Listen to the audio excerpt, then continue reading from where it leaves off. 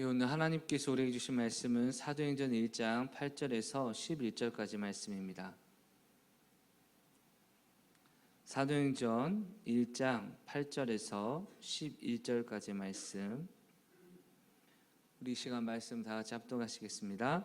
오직 성령이 너희에게 임하시면 너희가 권능을 받고 예루살렘과 온 유대와 사마리아와 땅끝까지 이르러 내 증인이 되리라 하시니라. 이 말씀을 마치시고 그들이 보는데 올려져 가시니 구름이 그를 가리어 보이지 않게 하더라. 올라가실 때 제자들이 자세히 하늘을 쳐다보고 있는데 흰옷 입은 두 사람이 그들 곁에 서서 이르되 갈릴리 사람들아 어찌하여 서서 하늘을 쳐다보느냐. 너희 가운데서 하늘로 올려지신 이 예수는 하늘로 가심을 본 그대로 오시리라 하였느니라. 아멘. 우리 옆 사람에게 인사하겠습니다. 잘 되고 있습니다. 기도하면 됩니다. 어떤 글을 보니까 여러분, 엘리베이터 안에서 인생의 희노애락이 다 드러난다고 해서 쓰인 글인데 한번 읽어드리겠습니다. 먼저 고통입니다. 여러분, 둘만 있는 엘리베이터에서 다른 사람이 지독한 방귀를 터뜨렸을 때 고독입니다. 울화가 뭐냐?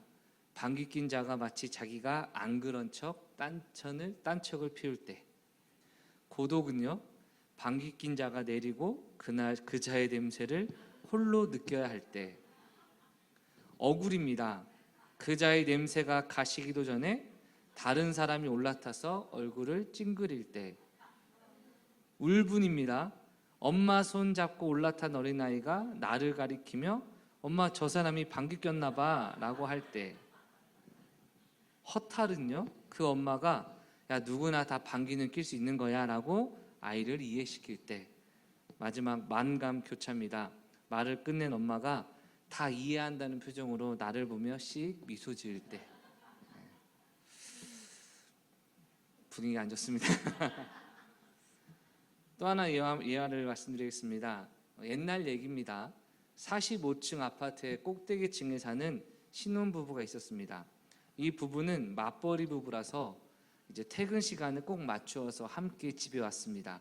근데 여러분, 45층의 꼭대기에 사는데 하루는 엘리베이터가 고장이 난 겁니다. 여러분, 그러니까 어쩔 수 없이 걸어서 올라가야 되는데 여러분, 45층까지 올라가는 게 너무 힘들지 않습니까? 그래서 우리 지루하지 않도록 재미있게 걸어가자 해서 각 사람이 서로 알고 있는 무서운 이야기를 하나씩 번갈아 하면서 이야기했습니다. 그러니까 서로 막 무서운 얘기, 이런저런 얘기를 했습니다. 그러다 보니까 오싹오싹도 하고 또 무섭기도 해서 거기 얘기에 집중을 한 나머지 천신만고 끝에 44층까지 도달했습니다. 이번에 이제 아내가 무서운 이야기를 할 차례였습니다. 아내가 조용히 이야기를 꺼냈습니다. 그러자 남편이 이 말을 듣고 너무나 놀라서 거품 물고 기절했답니다. 아내의 말은 이거였습니다. 여보, 정말 무서운 얘기인데 아파트 열쇠를 차에 두고 올라왔어요.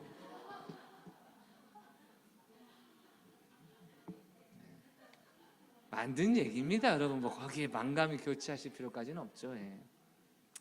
여러분, 44층까지 올라와서 마지막에 아내한테 들은 얘기가 여보, 열쇠를 놓고 왔어요. 여러분, 어떡합니까? 그동안 44층까지 올라갔던 모든 노력이 전부 의미 없을 겁니다. 후회도 들겠죠. 아파트 열쇠를 먼저 챙겼어야 되는데, 아니 당연히 아내가 가지고 있을 거라 생각했지, 당연히 내 주머니에 있을 거라 생각을 했지. 그런데 여러분, 어떤 의미에서는요, 아파트 올라가기 전에 가장 챙겨야 될 건 자기 집의 열쇠일 겁니다. 여러분, 신앙생활 가운데 한평생 신앙생활하고 노력하고 애썼을 때 우리는 마지막 날 주님 앞에 서게 됩니다. 그럴 때 주님 앞에 딱 서서 하는 말이, 아 주님, 맞다, 주님이 마지막으로 남기신 가장 중요한 말씀을 제가 잊고 살았네요. 아, 주님께서 그 말씀하셨지 내가 그 말씀은 놓치고 살았습니다 라고 말한다면 오늘 예화보다 더 비극적인 모습이 아니겠습니까? 여러분, 오늘 본문은요, 예수님께서 마지막 지상에서 말씀하시고 하늘로 승천하신 사명이기 때문에 지상 대사명이라는 정말 엄청난, 대단하죠, 그렇죠? 지상 대사명, 지상 명령, 그래서 아주 엄청난 명령으로 우리가 받아들이는 구절입니다. 여러분, 예수님께서 하신 수많은 말씀이 다 귀하지만 가장 먼저 하신 말씀과 가장 마지막 하신 말씀이 중요한 거 아니겠습니까, 여러분? 그래서 우리도 세상의 문화를 보면요, 이 부처라고 하는 붓다가 태어나자마자 가장 먼저 무슨 말을 했다고 하죠? 엄마 뱃속에 나와서 응애요 한 게 아니라 7걸음을 걷고 나서 하늘 보고 하는 말, 여러분, 천상천하 유아독전, 하늘과 땅 아래 오직 나 혼자 서 있다. 여러분, 왜 그런 허무맹랑한 말을 만들까요? 첫 말이 무엇이냐가 중요하기 때문 아니겠습니까? 우리 예수님께서 공생애를 시작하면서 첫 마디가 무엇이었습니까? 여러분, 만약 여러분이 처음 사역을 시작하는 거라면 다른 사람이 하지 않았던 아주 멋있고 임팩트 있고 중요한 이야기를 할 것이고, 자신이 이 땅에 하나님의 아들로서 오신 그 목적을 가장 중요하게 가르치는 메시지가 아니었겠습니까? 그런데 그 내용이 여러분, 세례 요한이 외쳤던 그 말 그대로, 회개하라 천국이 가까웠느니라. 아멘.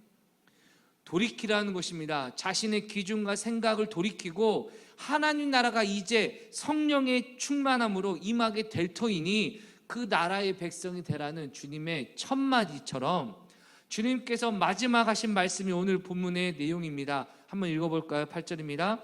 오직 성령이 너희에게 임하시면 너희가 권능을 받고 예루살렘과 온 유다와 사마리아와 땅끝까지 이르러 내 증인이 되리라 하시니라. 아멘. 여러분, 예수님의 첫 마디는요, 회개하라 천국이 가까웠다라고 말씀하시며, 하나님이 지금 하나님의 나라가 임할 사람들을 찾으시고, 즉 자기 백성을 죄에서 건지심으로 하나님 나라를 위해 살기 위한 일꾼을 찾기 위해 회개하라 천국이 임한다 라고 말씀하셨다면, 이제는 천국이 임한 그들에게 땅끝까지 이르러 주님의 증인으로 살아가며 자기가 이 땅에 오신 그 목적을 계승하여 그 사역을 계속해서 전달할 것을 수많은 그리스도인들에게 대표적으로 명령하셨다는 것입니다. 여러분, 너무나 놀라운 것이요, 오늘날 수많은 그리스도인들이 앞선 예화처럼 45층의 건물을 걸어가며 마지막 인생의 후반전이나 아니면 주님 오실 때가 되어서 비로소 깨닫을 것이 무엇이냐, 복음 전하라고 하셨는데 내가 복음을 안 전하고 살았구나. 증인되는 삶을 살아가셨는데 나는 증인으로서 살지 않았구나. 여러분, 아파트는 다시 내려가서 올라오면 그만이지만 마지막 때 주님 앞에 서게 되었을 때 이 증인되라라는 주님의 사명 우리가 잊고 살았다면, 여러분, 우리는 그 심판에서 벗어날 수가 없게 될 것이죠, 여러분.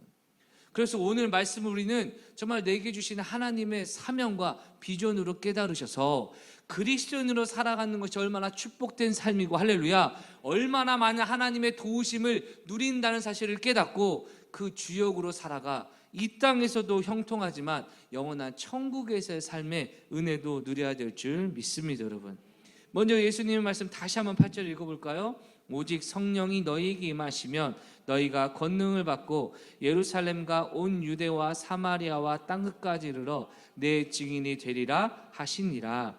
아멘. 여러분, 누가복음과 사도행전은요, 말 그대로 누가가 썼습니다. 여러분, 사실 누가복음과 사도행전을 한 권의 책으로 볼 때도 있었습니다. 그런데 이 누가가 성령이라는 개념을 여러분, 누가복음과 사도행전에서 아주 중요한 핵심 개념으로 설명하고 있습니다. 누가복음에서는 예수께서 그리스도로서의 사역을 감당할 수 있었던 핵심이 성령의 충만함으로 설명하고 있고요, 사도행전에서는 초대교회의 수많은 사도들과 제자들이 예수님의 증인되라는 명령을 감당하는 것의 핵심 열쇠로서 성령을 계속해서 강조하고 있습니다. 여러분, 예수님은 비록 하늘로 승천하셨지만 육체적으로는 지상을 떠나셨지만 성령을 보내사 성령으로 우리와 영원토록 함께 하신다는 그 약속을 이루시는 것을 선언하고 있는 것입니다. 여러분, 그렇다면 오늘 8절의 말씀을 다시 보겠습니다. 왜 성령을 받아야 됩니까? 성령이 임하시면 중간을 생략하고 여러분, 내 증인이 되리라 하시니라. 아멘. 여러분, 무엇을 먹어야 그 맛을 알겠죠? 무엇을 연습해야 전문가가 되겠죠? 여러분, 아무것도 안 한 우리가 어떤 야구나 농구나 축구를 한다고 가정해 보겠습니다. 여러분, 실력이 제대로 나타날 수가 없겠죠. 그런데 국가대표 선수들, 월드컵을 앞둔 선수들이 그렇게 우리나라에서 제일 축구를 잘하는 이유는 여러분, 맨날 연습하고 훈련하고 경기에 뛰고 있기 때문입니다. 여러분, 어떻게 그렇게 잘하냐?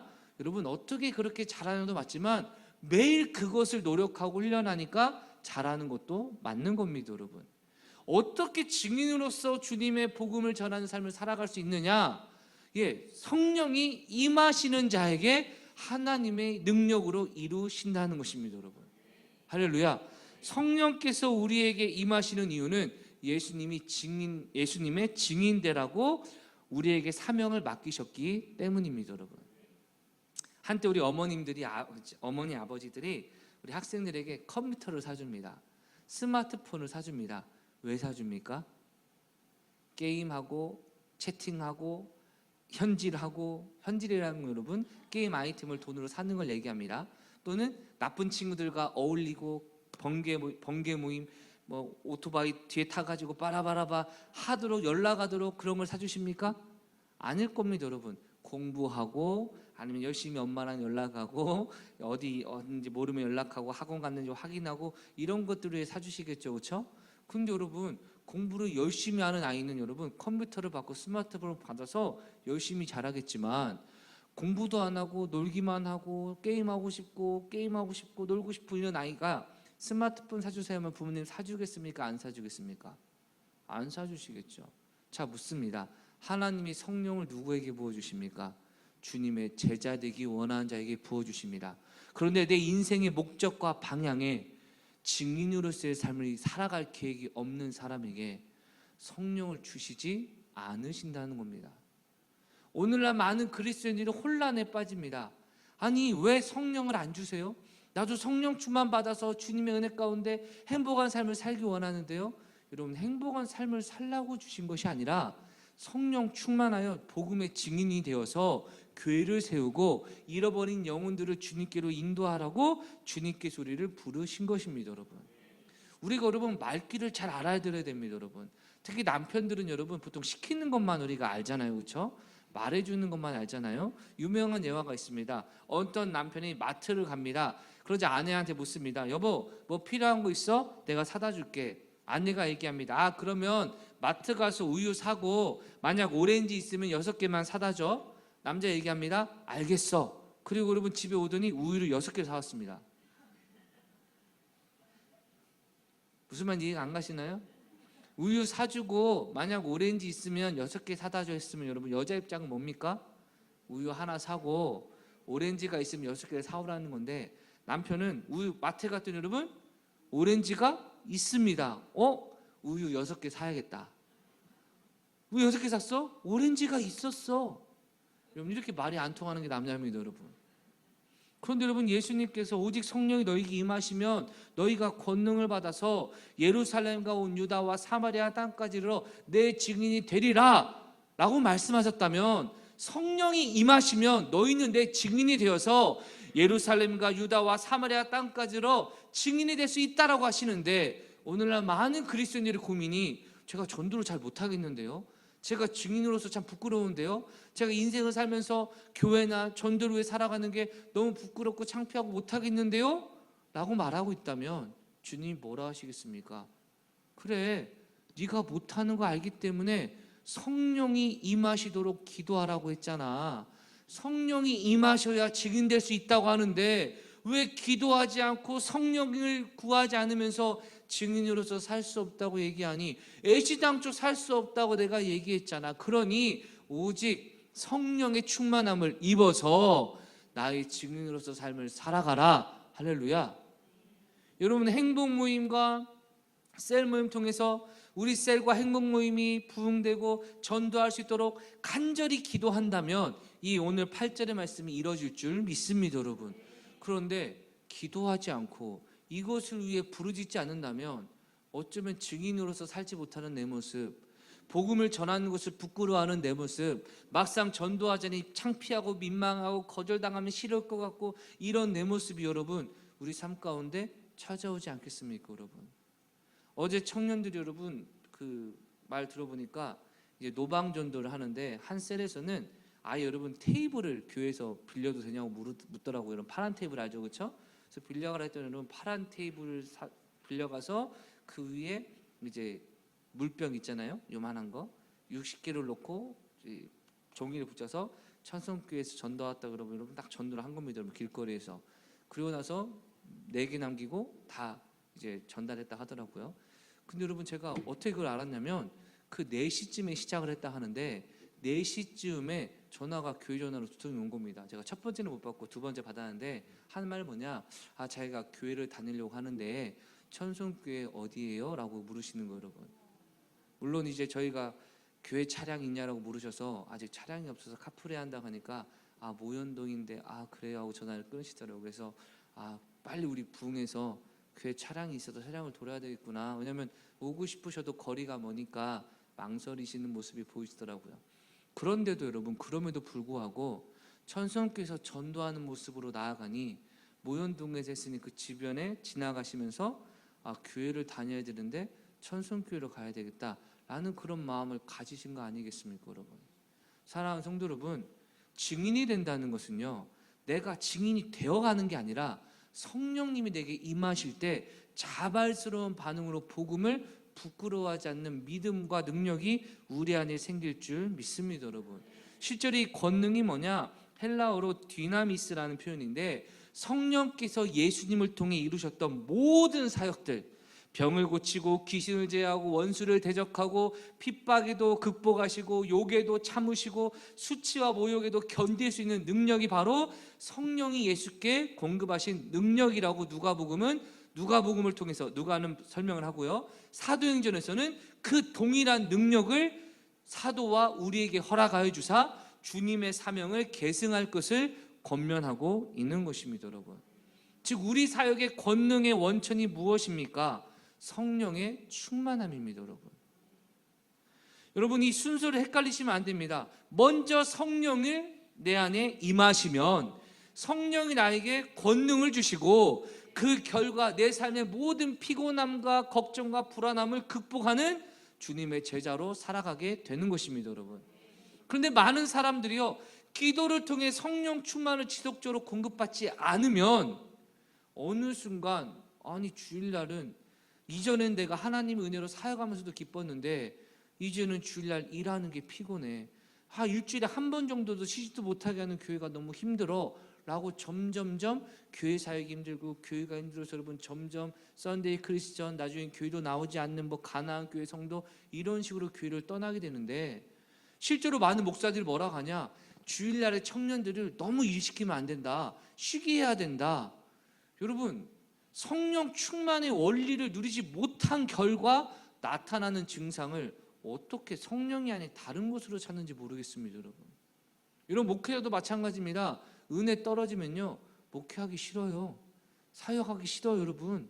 여러분 지금 이렇게 보시면요 불안하고 두려워요. 왜? 설교 끝나고 오늘 목사님 점수는 10점 만점에 몇 점 이런 거 하실까봐, 예화를 들었는데 아까 그 예화는 아니지 이러실까봐 겁이 나가지고 여러분 간이 콩알만해져가지고 여러분 뭘 못하는 사람, 여러분 은혜 떨어지면 목사가 그렇게 됩니다 여러분.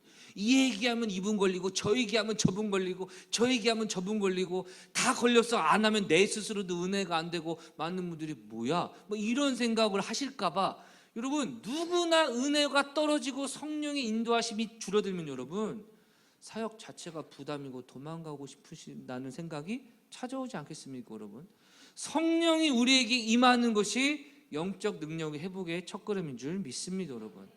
특히 여러분 오늘 본문의 증인이라는 것이 너무나 중요합니다. 내 증인이 되리라, 이 원어를 보니까 여러분 증인이 알고 있는 것, 자신이 직접 본 것, 입으로 증거할 뿐만 아니라 자신의 삶과 모든 생명으로 인해 이건 확실하다라고 증명하는 이러한 삶이 바로 증인이라는 겁니다 여러분. 만약 여러분 이런 말을 어떻게 생각하십니까?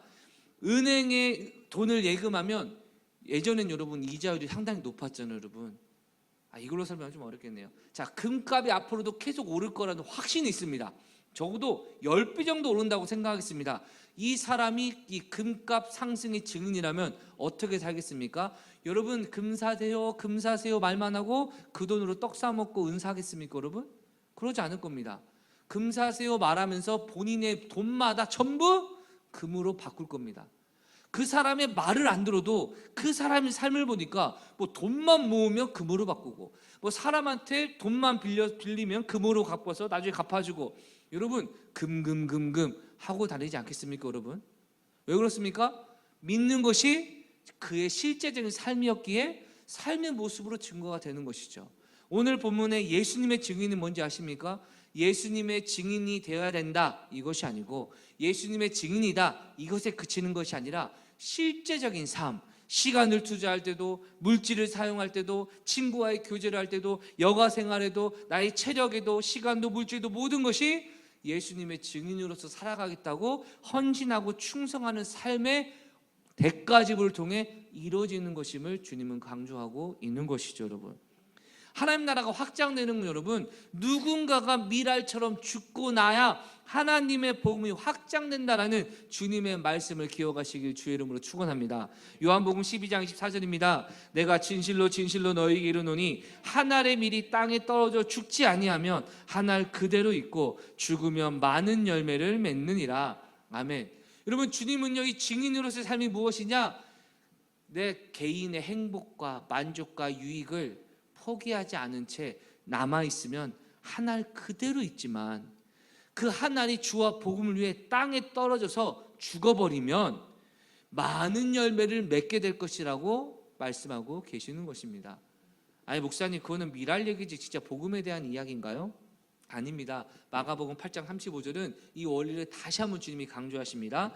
누구든지 자기 목숨을 구원하고자 하면 잃을 것이요, 누구든지 나와 복음을 위하여 자기 목숨을 잃으면 구원하리라. 아멘.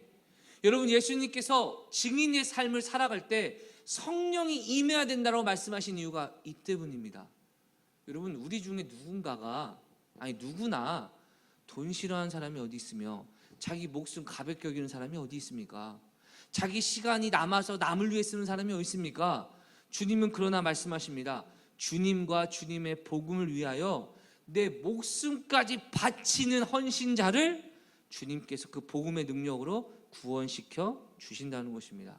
나 누구든지 자기 목숨을 비롯한 자기 시간과 여가와 편안함과 안락함을 주와 복음을 위해 쓰지 않고 나는 내 것을 지키며 살겠어라는 자는 잃어버릴 것이라고 경고하고 계시는 것입니다. 참 무서운 말씀을 주님께서 하시는 것 같지만, 주님께서 영원한 영생을 우리에게 주시고 지옥으로부터 우리를 건지실 은혜와 상급을 생각하면 이것은 엄한 것 같지만 우리를 반드시 축복의 길로 인도하시려는 하나님의 뜻인 줄 믿습니다. 여러분, 그래서 여러분, 증인으로서는 어떻게 살아갑니까? 우리 8절 다시 읽어볼까요? 너희가 권능을 받고 예루살렘과 온 유다와 사마리아 땅끝까지 이르러 내 증인이 되리라. 아멘. 여러분, 증인이요, 자기 삶의 자리에서 가만히 있는 게 아닙니다. 오늘 4가지의 개념이 나오죠. 예루살렘과 유다와 사마리아와 땅끝입니다. 여러분, 예루살렘은 그 당시 예수님의 말씀을 듣고 있던 사람들의 삶의 터전이 예루살렘이었습니다. 유다는 어디입니까? 이곳으로부터 벗어나서 유다 지역, 즉 우리가 익산에 있다라면 익산보다 좀 더 큰 개념은 여러분 남한을 얘기할 수 있겠죠. 사마리아 어디입니까? 북한과 같이 일본과 같은 주변 나라로 여겨질 겁니다. 땅끝은 어딜까요? 땅끝, 우리나라 최 반대에 있는 전 세계 모든 곳을 이야기하는 곳이죠. 그 당시 여러분, 유대인들은요 예루살렘에 머물기 원했습니다. 왜냐? 예루살렘이 종교적인 성전과 성전이 있는 도시였기 때문에 영적인 것은 예루살렘에 있다고 믿었기 때문이죠. 근데 주님은요 예루살렘뿐만 아니라 유다의 전 지역으로 가라고 말씀하시고, 사마리아 지역, 그들이 복음 전하기에 껄끄럽고 사마리아 지역에 가면 무시당하고 싸움하고 불편한 그 자리에서도 복음을 전하러 나가라 말씀하시고 땅 끝까지 가라고 말씀하고 계시는 것입니다. 여러분, 근데 여러분 그거 아세요? 2000년 전에 로마 사람들에게 있어서는 여러분 지구가 둥글다는 걸 알았을까요? 몰랐을까요? 중세 시대의 코페르니쿠스가 여러분, 그 사람인가요? 그 지동설인가요? 아무튼 누가 지구가 둥글다라고 얘기하는 거는 중세에 발견된 걸 생각하면 이 당시 사람들은요, 지구가 둥글다고 생각하지 않았습니다. 그래서 그들은 자기가 알고 있는 이 나라 중에 제일 끝에 있는 스페인 지역이 땅의 끝이라고 믿었습니다, 여러분. 그러니까 스페인 사람 들으면 참 억울할 일이죠, 그렇죠?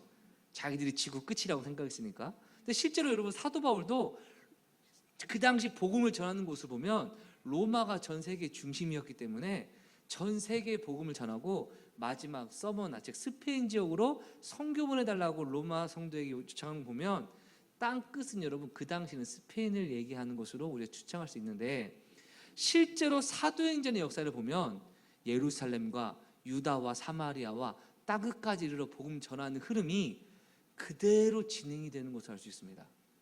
사도행전 1장에서 7장까지 내용은요, 예루살렘의 복음이 전파되는 내용이고요, 8장부터 12장까지는 유다와 사마리아에서 빌립 집사와 베드로와 요한이 사마리아까지 복음을 전하는 내용을 다루고 있고요, 13장에서 28장까지는 사도 바울이 전 세계 땅끝까지 복음을 전하는 모습으로 사도행전이 마무리가 되어져 갑니다. 즉 누가가 의도한 것은 예수님이 말씀하신 예루살렘과 온 유다와 사마리아 땅까지 복음 전하라는 말이 허황된 말이 아니라 실제적으로 이루어져야 되고 이루어져 가고 있는 제자들의 순종의 열매임을 분명하게 드러내고 있는 것입니다, 여러분. 즉 자신의 삶의 자리에서 멈추는 게 아니라 주님이 증인되라 말씀하시니 땅 끝까지 할 수 있는 한 전 세계까지 복음을 전하는 증인을 지금도 주님은 찾고 계신다는 것입니다, 여러분. 자, 이 말씀을 들은 제자들의 반응은 어땠을까요? 9절입니다. 이 말씀을 마치시고 그들이 보는데 올려져 가시니 구름이 그를 가리어 보이지 않게 하더라. 올라가실 때 제자들이 자세히 하늘을 쳐다보고 있는데 흰옷 입은 두 사람이 그들 곁에 서서 이르되 갈릴리 사람들아 어찌하여 서서 하늘을 쳐다보느냐. 너희 가운데서 하늘로 올려지시니 예수는 하늘로 가심을 본 그대로 오시리라 하였느니라. 아멘. 여러분, 예수님께서 증인되라 말씀하시고 그대로 하늘로 승천하시니까 제자들이 무엇을 하고 있습니까? 계속 하늘을 쳐다보고 있는 겁니다. 여러분, 사람이 승천하는 모습을 볼 때 다시금 그들이 깨달았겠죠? 예수님은 하나님의 아들이시다. 예수님이 하늘로 올라가셨다. 이야, 우리에게 사명과 비전을 주셨다. 이것으로 깨닫고 주님을 자세히 보고 있으니 갑자기 여러분, 천사들이 어디서 나타납니까? 위에서 내려온 것이 아니라 그들 옆에서 말하기를 갈릴리 사람들아 어찌하여 서서 하늘을 쳐다보느냐라고 말합니다. 여러분, 중요한 표현입니다. 첫 번째, 갈릴리 사람들아라는 표현입니다. 여러분, 예수님께서는 제자라고 말하고 있고 누가복음에서도 제자라고 얘기하는데 그들이 여러분 주님의 사명을 감당했어도 계속 움직이지 않고 하늘만 쳐다보고 있습니다. 주님이 말씀하신 건 무엇입니까? 기도에 전심전력하여 성령의 충만함을 입어 내 증인되라 말씀하셨는데 그들은 하늘만을 바라보고 있습니다. 잠시 잠깐이면 볼 수도 있잖아요, 여러분. 석별의 정이 있는데, 근데 그게 아니라는 겁니다. 천사가 얘기합니다. 갈릴리 사람들아. 여러분, 이 말을 주석을 찾아보니까요, 주님의 12제자를 비롯한 수많은 사람들이 주님의 증인으로서의 부르심을 받았지만 그 부르심에 순종하지 않고 다른 것에 집중하고 있는 한 그들은 그저 그 당시에 무시당하던 갈릴리의 사람들에 불과하다는 것을 상징적으로 보여주고 있다는 겁니다. 여러분, 우리가 하나님의 자녀이며 예수 그리스도의 권능을 위임받은 하나님의 제자, 그리스도의 제자의 사명을 받았지만 우리가 주님의 일에 헌신하지 않으면 그저 익산, 농촌 도시의 한 지역의 일꾼에 불과하다는 것을 기억하셔야 됩니다, 여러분. 내 가치를 어디서 발견할 수 있습니까? 예수님 안에서 가치를 발견할 수 있는 겁니다, 여러분. 두 번째, 어찌하여 서서 하늘을 쳐다보고 있느냐.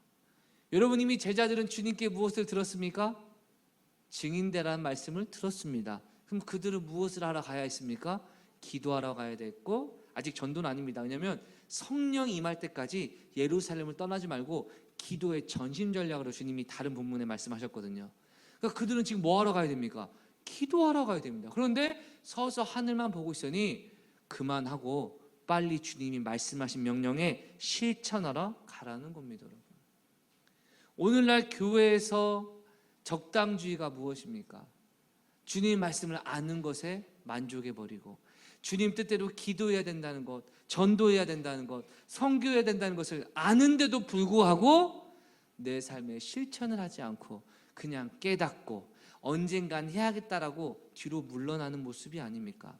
아닙니다. 주님의 뜻을 깨달았다면 지금 방금 천사들이 말한 것처럼 행동해야 하는 것입니다. 여러분, 제자들처럼 하늘을 쳐다보며 주님만을 바라보고 있는 것에 그쳐서는 안 됩니다. 주님이 나를 부르셨다는 사실에 감격하고 주님의 사명을 위임받았고 부르심을 전파해야 된다라는 것을 깨닫는 것에 그치는 것이 아니라 실제적인 행복 모임의 자리에 나아가야 되고 그리스도의 몸된 교회를 세우는 데 나아가야 되고 예루살렘과 온 유다와 사마리아 땅까지 이르러 주님의 증인되란 말처럼 내가 직접 나가는 선교사로도 나가야 되고 보내는 선교사로서 나가야 되는 그러한 부르심에 지금 실제적인 삶을 살아가야 한다는 것입니다. 여러분, 아까 아울리치 간증도 얘기했지만 여러분, 우리가 아울리치 다녀와서 우리 교회도 주님이 말씀하신 복음 전파의 사명, 예루살렘과 유다, 사마리아, 즉 익산과 대한민국뿐만 아니라 전 세계에 복음을 전하는 주님의 명령을 우리가 그동안 너무나 게을리했구나, 이제 그 사명으로 달려나가겠다고 모두가 여러분 결단하고 은혜를 받았습니다. 여러분, 근데 그 가운데 하나님께서 몇몇 지체들에게 나가는 선교사의 비전을 주셨습니다. 여러분, 그래서 제가 그들에게 말했습니다. 그러면 여러 가지 저차저차 과정 가운데 부모님께 허락받아라. 부모님이 허락하지 않으시면 그것은 아닌 것으로 인정하겠다. 여러분, 한 청년은 여러분 먼저 부모님께 허락을 받기 위해서 여러분 노력을 했고 부모님께 승인을 받아서 1호 선교사로 정해져서 여러분 지금 준비하고 있습니다. 그 박수아 청년입니다. 여러분, 박수 한번 줄까요? 여러분, 예. 이제 올해 12월에 파송을 해야 되고 이제 여름부터 아마 가기도 하고 오기도 하고 여러 가지 공부도 해야 되고 이렇습니다. 합숙도 해야 됩니다. 여러분, 그랬더니 2호 선교사로 여러분 후보생으로 또 있던 한 청년도 자기도 부모님께 허락받는다는 겁니다. 여러분, 근데 여러분 이 청년은 남자라 직장을 1년 버리고 갔다 오는 거 여러분 쉽지 않지 않습니까? 그래서 부모님께 허락 맡아와 했습니다. 여러분, 근데 어젯밤에 제가 이제 11시 40분쯤인가 20분쯤인가 설교 마무리하고 있는데 갑자기 카톡이 온 겁니다. 목사님 잠깐 괜찮으신가요? 이렇게 여러분, 제 기억으로는 용이 붙었습니다. 여러분, 지금 뭔가 좋은 일입니다. 그래서 왜? 근데 여러분 저는 좋은 일이든 안 좋은 일이든 여러분 밤 11시에 문자가 오면 근데 목사님 드릴 말씀 있는데 용 하고 여러분 용의 안심도 있지만 제 마음속에 생각했습니다. 무슨 일일까? 교회를 나간다는 건 아닐 텐데 그럼 친구가 교회 안 나온다는 말인가? 뭔가 시험 들었다는 얘기인가? 근데 여러분 답장을 하니까 전화드리겠다고. 이거 큰일 났다. 이거 보통 문자로 끝날 일인데 전화한다는 건 여러분 정말 목회자를 말려주기로 작정한 겁니다. 여러분, 근데 전화 와서 하는 말이 뭐냐면 부모님께 말했더니 부모님이 허락해 주셨다는 겁니다. 여러분, 그래서 여러분 우리 내년에 2호 선교사로는 김영현 청년이 가기로 결정이 됐습니다. 여러분, 우리 리더 막 지금 표정이 지금 여러분 솔직히 저는 뭐 그렇게 부정적인 생각 별로 없습니다. 원래 목사들이 여러분 가지마, 예루살렘도 아직 복구하기 바빠 죽겠는데 무슨 사마리아까지 가지마 이러는데 여러분 저는 그래도 하나님 뜻이면 막으면 안 되지 라고 하는데 여러분 세상에나 막 리더들이요 울면서 얘를 보내야 돼요 말아야 돼요 보내야 돼요 안 돼요 하나님 기도하니까 하나님이 네가 키웠냐? 실제로 김진명 리더의 간증입니다. 네가 키웠냐? 아니 그게 아니라 내가 보내는데 뭐 어쩔 거냐 이런 식으로 하나님이 강히 말씀하시니까 목사님 왜 보내야겠어요? 누가 오면 여러분 목사님이 이 사람이고 하나님이 부르시면 여러분 보내야 하잖아요. 그렇죠? 그래서 가정 가운데 이런 걸 통해 이루어지는데 문제는 여러분 재밌는 것은요 하나님이 지금 2명을 보내겠다. 또 한 명 후보가 있습니다. 그것도 이제 부모님 허락 맡으면 이제 3호를 할 건데 역전할 수도 있습니다. 하는 사람이 하나님이 보내시려고 딱 예비하셨다면 반드시 누구도 예비하셨을까요? 보내는 사람도 예비하셨습니다. 맨몸으로 가서 주를 위해 헌신하고 1년이라는 시간에 가장 아름다운 청년의 시간을 하나님께 드리는 것도 엄청난 헌신이지만, 그 헌신이 이루어질 수 있도록 우리 천성교회에서 섬기고 보내는 선교사가 되는 것도 너무나 중요합니다, 여러분. 왜냐? 주님은요, 예루살렘과 유다와 사마리아 땅까지 이르라고 말씀하셨기에 모두가 땅끝으로 가라는 게 아닙니다. 누구는 예루살렘에서 역할을 하는 것이고, 누구는 유다와, 누구는 사마리아와. 여러분, 우리는 복음의 빚진 자로서 그리스도의 사역을 감당하기 위해 헌신하고 충성하는 것이 마땅하다는 것입니다, 여러분. 실제로 사도행전을 보면 여러분, 사도 바울이 유대인들 그리스도인들에게 어떤 마음을 가지고 있냐, 이방의 그리스도인에게 복음을 전하면서 늘 강조하는 것이, 복음은 유대인으로부터 시작되기 때문에 너희가 유대인의 경제적인 어려움을 위해 구제헌금하는 건 마땅한 거다. 그들의 복음으로 너희가 구원을 받았으니 너희가 물질로 그들을 섬기는 건 마땅하다라고 강조함으로써 예루살렘 연보에 대해서 힘썼던 것을 알 수가 있습니다, 여러분. 그렇습니다. 나가는 자도 있고 나가는 자를 섬기는, 보내는 선교사도 필요하다는 겁니다. 여러분, 그런데 이전에 선교헌금과는 개념이 다릅니다. 이전에 선교헌금은 내가 주님 이렇게 선교를 위해 헌신하겠습니다 라는 그런 마음이었다면, 보내는 선교사는 무엇이냐, 하나님, 내가 내 평생 하나님이 예비하신, 감동시켜 주신 그 선교사가 나아갈 때 나도 함께 동역하는, 그들을 기도와 물질로 후원하는 나 역시 보내는 선교사로 주님께 내 인생을 바칩니다라는 결단과 헌신이 포함되는 마음이라는 것입니다, 여러분.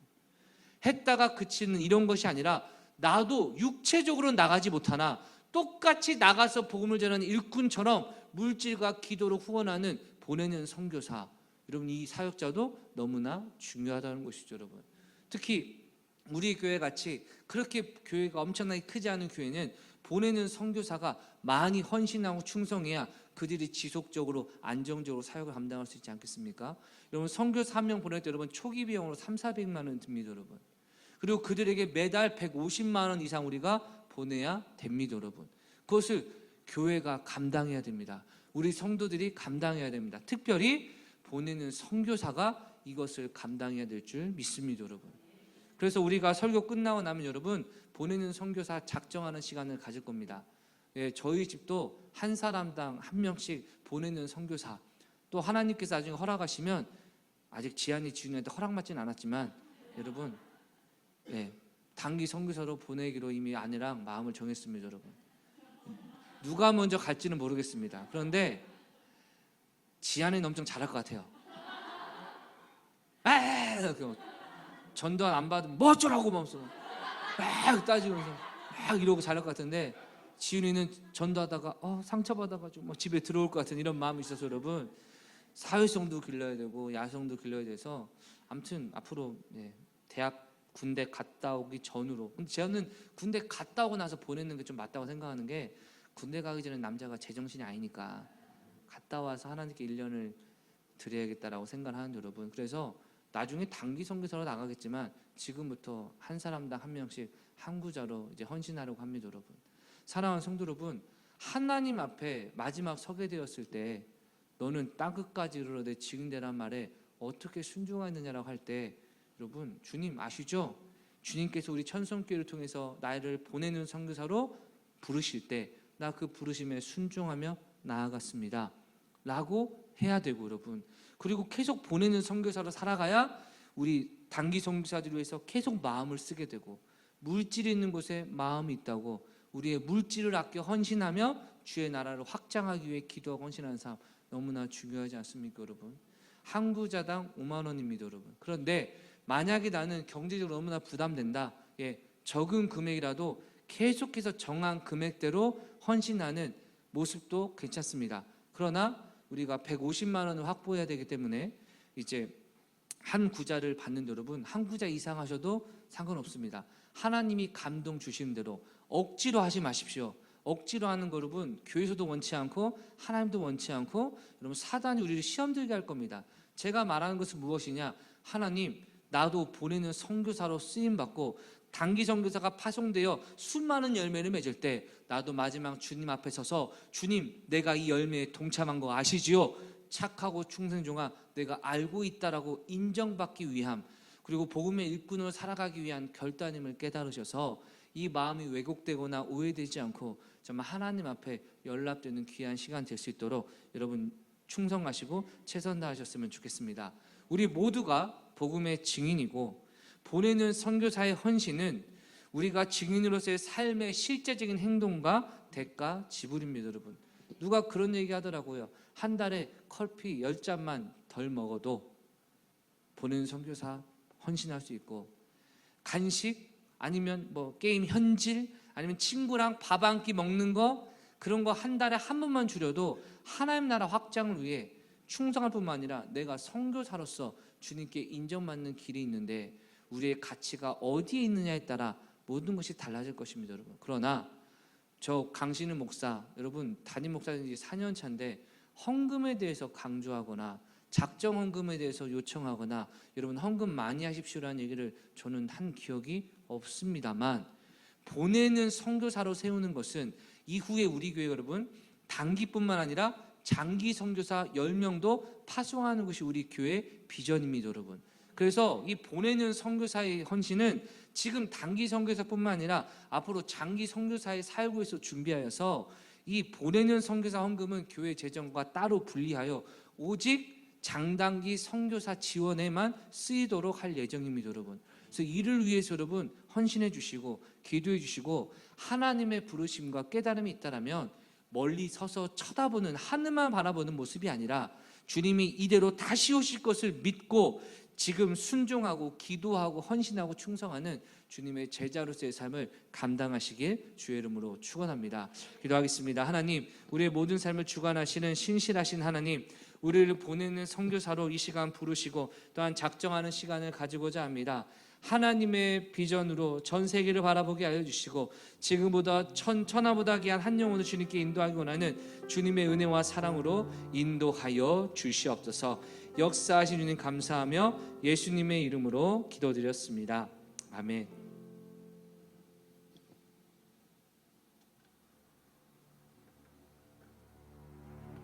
예수님은 초대교회 이후 지상의 교회를 하나님의 때에 선교의 중요한 역할을 감당할 수 있도록 사용하셨습니다. 1994년 세계비전 두 날개 프로세스를 통해 이 땅의 교회들은 하나님이 디자인하신 건강한 교회로 변화되기 시작했습니다. 2002년 두 날개 국제 컨퍼런스를 통해 두 날개 선교는 한국 교회를 넘어 세계 교회에 영향력을 미치는 사역으로 성장하게 됐습니다. 평신도가 훈련을 받아 셀리더로 변화되기 시작했으며 2006년 두 날개 선교회가 설립돼 본격적인 선교 사역이 시작됐습니다. 2007년 두 날개 인도 차이나 컨퍼런스, 2007년 제1회 두 날개 미주 컨퍼런스, 2008년 제1회 두 날개 대만 컨퍼런스, 2009년 제2회 두 날개 미주 컨퍼런스, 2010년 두 날개 일본 컨퍼런스, 2012년 제2회 두 날개 대만 컨퍼런스, 2002년부터 이어져 온 두 날개 국제 컨퍼런스와 집중 훈련을 통해 우리나라와 세계 교회를 섬길 수 있었습니다. 두 날개 선교회가 시작된 지 4년 만인 2009년 땅끝 선교가 꽃을 피우기 시작했습니다. 두 날개 선교회는 전 세계를 12전선으로 나누고 이 전선의 중심 지역인 필리핀에 첫 번째 두 날개 선교팀을 파송했습니다. 또한 두 날개 네트워크 교회들과 연합해 2014년 6월 제3전선인 인도에 선교팀을 파송했습니다. 인도는 전략적으로 아주 중요한 선교 요충지입니다. 전 세계 3,300여 미개척 미전도 종족 가운데 인구 10만 명 이상은 639개 종족이며 그중 무려 310개 종족이 집중되어 있는 지역이 바로 인도이기 때문입니다. 인도에 이어 2016년 9월에는 러시아 블라디보스톡에 북방 선교팀을 파송했습니다. 이곳은 북한, 러시아 극동관구, 중국 동북 삼성으로 구성되어 있으며 북한과 중국에 가장 근접해 있어 선교 전략적으로 매우 중요한 도시입니다. 두 날개 선교회와 두 날개 네트워크 교회는 러시아뿐만 아니라 북한과 중국에도 훈련된 재생산 사역자를 보내 북방 선교와 세계 복음화를 감당하기 위해 지금도 달려가고 있습니다. 두 날개 선교회는 마지막 시대의 말씀과 성령의 능력으로 세계 비전을 이루기 위해 3전선에서 4전선, 5전선으로 계속해서 확장될 것입니다. 세계 비전 두 날개 프로세스의 결론은 선교입니다. 두 날개 교회라면 누구나 두 날개 선교에 동참할 수 있습니다. 이것은 하나님께서 우리 교회에 주신 특권이며 은혜입니다. 이 거룩한 사역에 두 날개 교회들이 동참해 하나님의 부르심에 순종할 수 있길 간절히 소망합니다.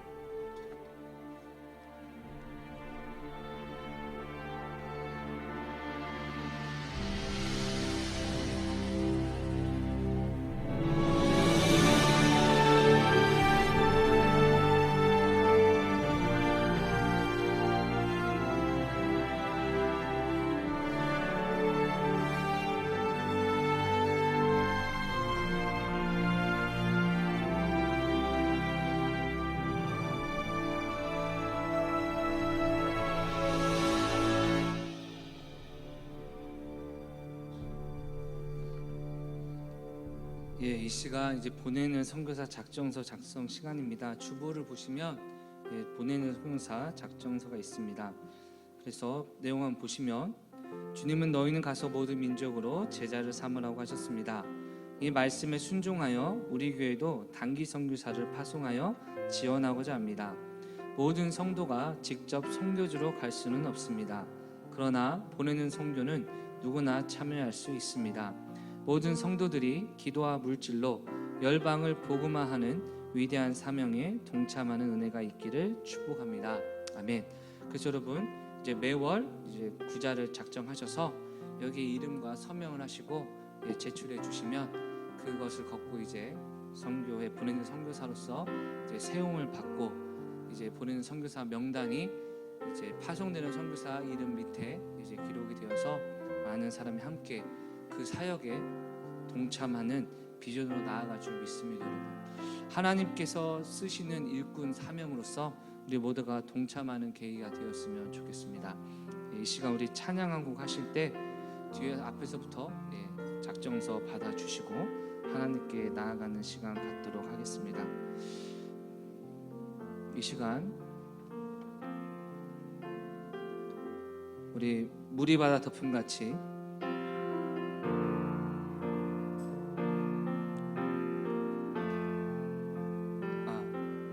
모든 열방 주 볼 때까지 우리 찬양하며 나아가겠습니다.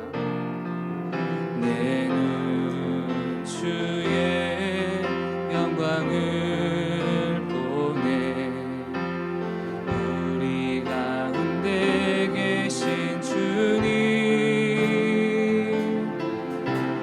그 빛난 영광 온 하늘 덮고 그 찬송 온 땅 가득해 내 눈 주의 영광을 보내 찬송 가운데 계신 주님 주님의 얼굴은 온 세상 향하네 권능의 발을 드셨네 주의 영광 이곳에 가득해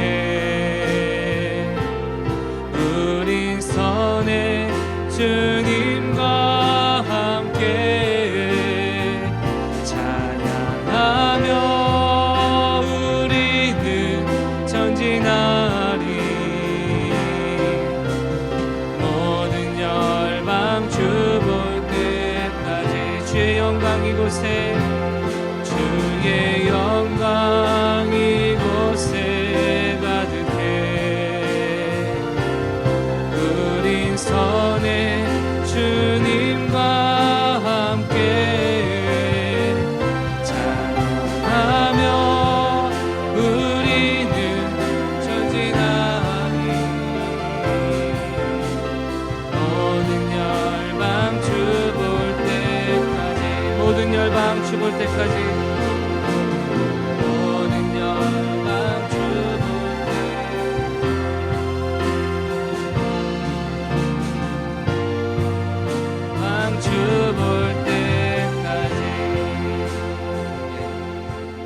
이제 1호 선교사, 2호 선교사 여러분 이렇게 준비되어 있습니다.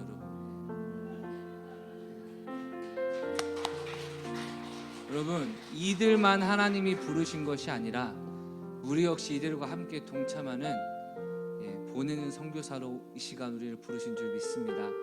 오늘 예배 끝난 이후에라도 여러분 언제든지 주님께서 감동 주시고 기도 가운데 말씀하실 때 이들이 사역하는데 전혀 어려움이 없도록 오히려 주님의 몸된 교회가 함께 동참하여 선교 사역 자랑스럽게 잘 감당할 수 있도록 여러분 많은 기도와 후원과 섬김 부탁드리겠습니다. 잠시 기도하겠습니다. 하나님, 이 시간 보내는 선교사로 작정하는 천성의 모든 가족들 일평생 동안 땅끝까지 이르러 주님의 증인되고 제자란 대나는 그 부르심에 순종한 이 손길들 축복하여 주시옵소서. 물질을 더 부어 주시옵고 하나님 앞에 인색하지 않고 충성한 그 결과 30배, 60배, 100배의 축복을 경험하며 형통하는 삶 누리게 하여 주시옵소서. 그리하여 더 많은 보내는 선교사가 세워지게 하시고 더 많은 헌신과 충성으로 하나님 나라가 확장되어 1년에 1명뿐만 아니라 2명 이상도 보낼 수 있는 주님께서 기뻐하시는 선교하는 천성교회 될 수 있도록 인도하여 주시옵소서. 또한 특별히 기도하는 것은 이제 파송되는 선교사로서 나가는 선교사로서 준비하고 있는 이 2명의 예비 선교사에게 영력과 지력과 체력을 더하여 주시고 하나님의 은혜와 능력을 체험하게 하셔서 선교지로 나가는 과정, 그리고 선교지에서의 모든 과정, 그리고 돌아오는 모든 삶의 자리까지 늘 은혜와 형통함과 기쁨과 감사와 감격이 넘치는 하나님의 은혜 경험하게 하여 주시옵소서. 역사하신 주님 감사하며 예수님의 이름으로 기도드렸습니다. 아멘. 우리 박수로 하나님께 영광 돌려드리겠습니다. 우리 이 시간 축도하고 예배 마치면 되죠? 축도하고 예배 마치겠습니다. 이제는 우리 구주 예수 그리스도의 은혜와 하나님의 무한하신 사랑과 성령님의 교통하심의 은총이 이 시간 나가는 선교사와 보내는 선교사로 작정하며 주와 복음을 위해 목숨까지 아끼지 않고 충성하는 수많은 영혼들에게 주님이 약속하신 영생의 축복을 사모하는 천성의 모든 가족들 삶 가운데 이제부터 영원토록 함께 있을지어다. 아멘.